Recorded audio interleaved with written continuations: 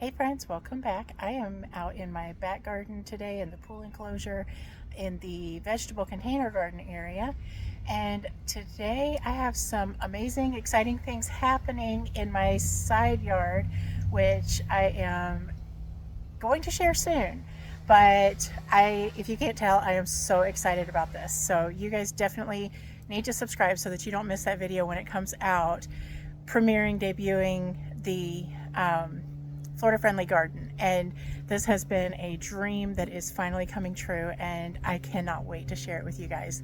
And it is butterfly approved already. There have been so many pollinators all over the new plants, even though they're not even in the ground yet. So I am super thrilled. We've got tree service at the neighbor's house, so pardon any odd noises in the background.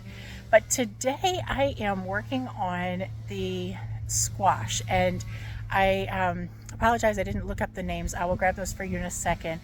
But it's two varieties of yellow squash that I bought from Burpee Seeds, Burpee Gardening, and they are loving life. And I started with a very lightweight trellis, and I'm going to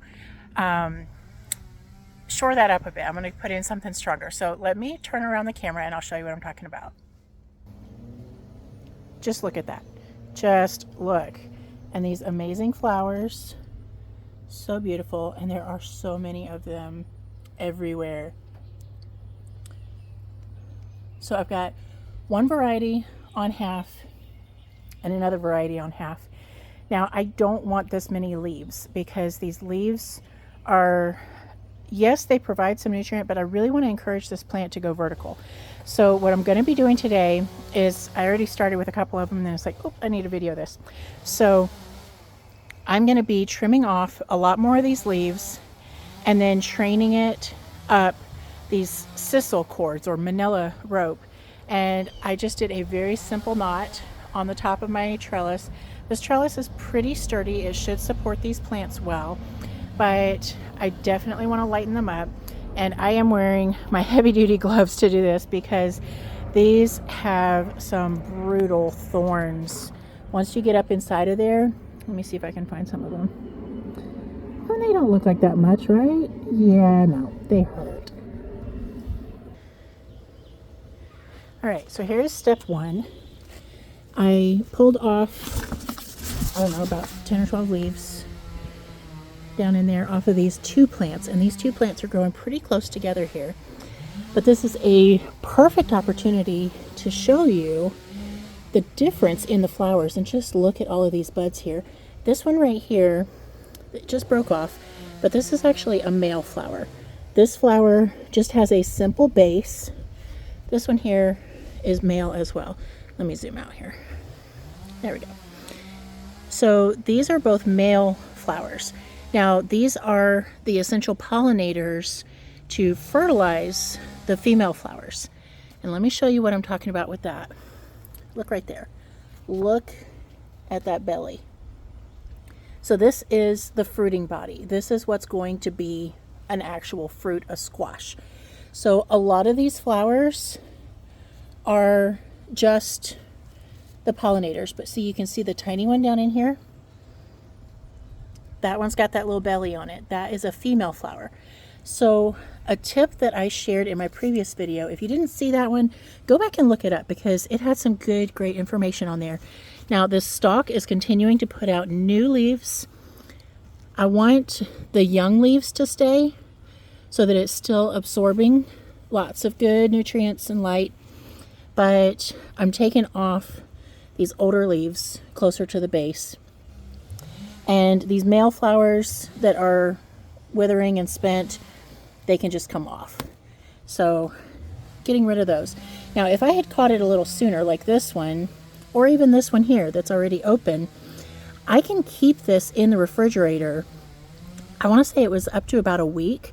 These two are male flowers. Now remember I said I've got two different varieties. So this half of the planter is the patty pan style, and then this half is the egg style. So I've got a nice split down the center. I just have to make sure that I don't cross pollinate across them because I'm going to get some funky mixed squash, and that's not what I'm going for. But all I'm going to do today is I'm going to continue trimming up these bigger leaves, the more mature leaves, and then I can save the flowers, the male flowers, in the refrigerator, put them in a like wet a paper towel and wring it out, and then put that in a Ziploc bag so that they get a little bit of water, and they'll stay in the fridge for about a week.